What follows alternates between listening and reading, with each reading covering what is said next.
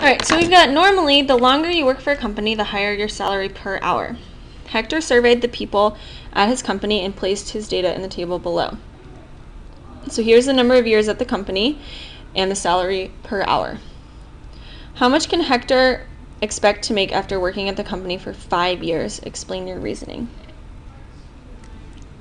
So if we work for 1 year, you get $7 an hour. 3 years is $8.50 an hour. 6 years, $10.75, and 7 years, $11.50. So I'm going to notice that between here and here, we go up by $0.75. So I'm going to see if that's the same. So if I kind of make my own little table over here with all the numbers,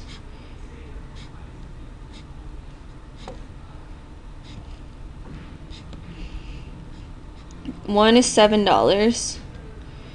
3 is $8.50, 6 is $10.75, and 7 is $11.50. Then I'm guessing that you go up by 0.75 every year.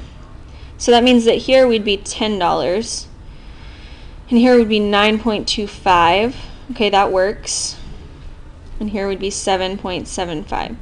So yeah, $7 plus 0.75 is 7.75. So each time we're adding 0.75, so 75 cents.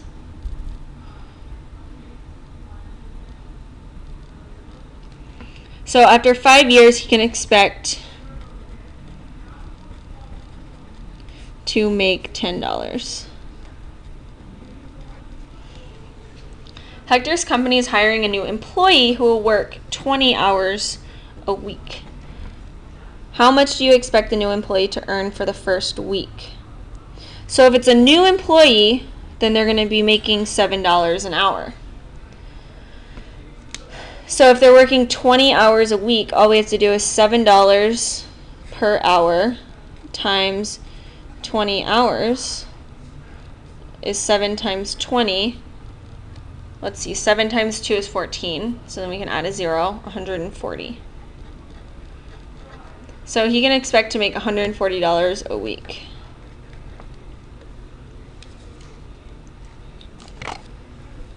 Solve the problem below using any method you prefer. The math club sold roses and tulips this year for Valentine's Day. The number of roses was 8 more than 4 times the number of tulips. Tulips sold for $2 each and roses for $5 each. The club made $414. How many roses were sold? So this is what I'm being asked to find out, is how many roses were sold. I know that the number of roses sold was 8 more than 4 times the number of tulips. So the first thing I need to do, I'm going to have to make a system of equations. But first I need to define my variables. So I'm going to say let R represent the number of roses, and I'm going to let T represent the number of tulips.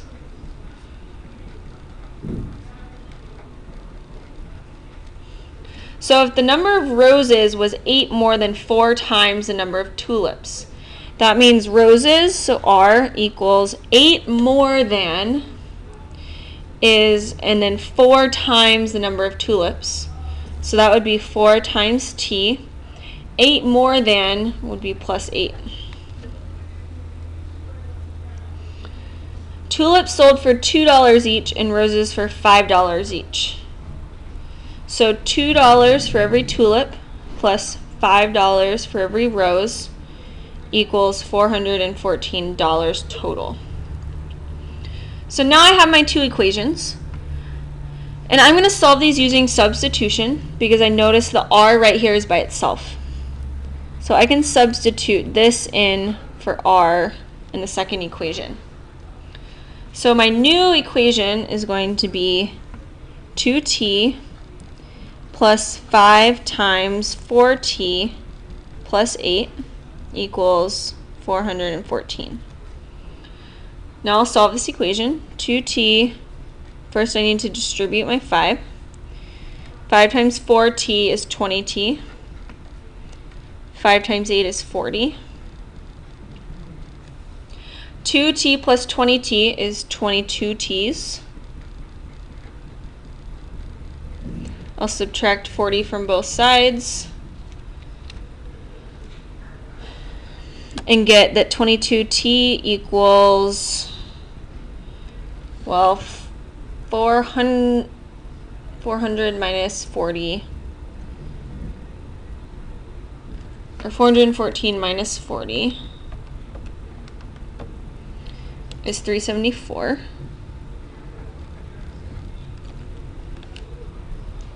Then I have to divide by 22, and we get that t equals 374 divided by 22 is 17. But we want to know how many roses were sold, not how many tulips. So I can plug t back into this equation, and we'll get r equals 4 times 17 plus 8. That's 40 plus 28, 68 plus 8. 68 plus 2 is 70, and then plus the remaining 6 is 76. So they sold 76 roses.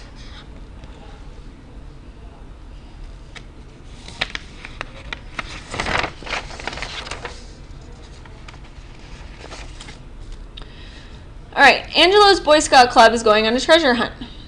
They were given 4 clues about where to find the treasure. Use the clues below to find the region where the treasure is buried. So the first clue is x plus y is less than 7. So I'm going to change this so it's y in y equals at mx plus b form by subtracting x on both sides.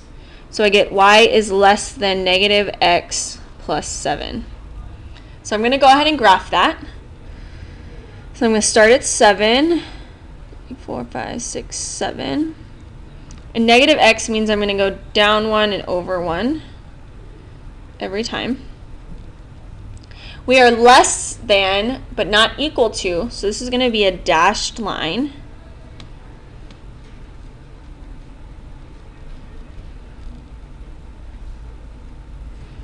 So I can go ahead and just make a dashed line right here.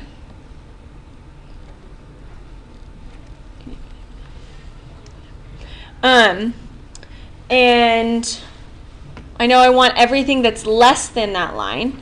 So I can lightly shade everything below the line because we want less than. Okay, clue number 2 I'm going to do in purple. Clue number 2 is 2x minus y is greater than 4. So again, I want to change this to y equals mx plus b form. So I'm going to do that up here. 2x minus y is greater than 4. So I'm going to add or subtract 2x from both sides. And I get negative y is greater than negative 2x plus 4. Then I'm going to divide by negative 1 so that y becomes positive. And I get y, remember when you divide an inequality by a negative number, you have to flip the sign. So y is less than negative 2 divided by negative 1 is 2x. 4 divided by negative 1 is negative 4. So to graph this, I'm going to start at negative 4 and go, my slope is 2, so I'm going to go up 2 and to the right 1.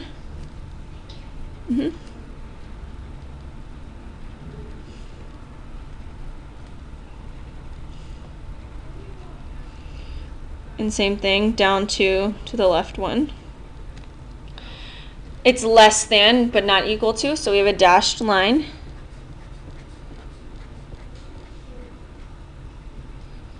And because it's less than, we're going to graph everything below the line. So that's everything right here. So right now, I know that my treasure is going to be somewhere in this region, because that's where both clues are true so far.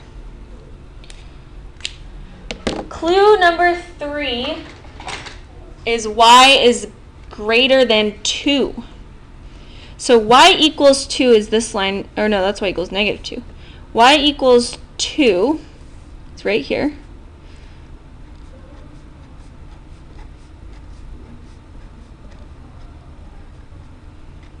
Y is greater than 2 means I need everything up here.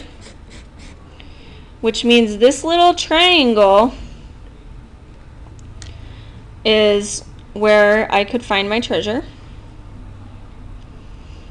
And the last clue is x is less than 4. So I'll do that one in blue.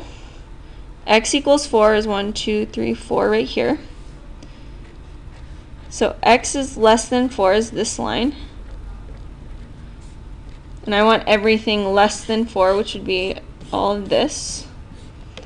So my final answer is going to be somewhere in this little tiny triangle right here.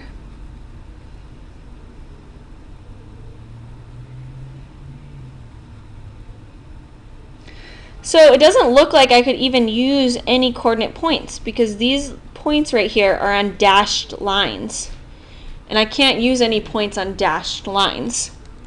So I'm going to just pick a point right here in the middle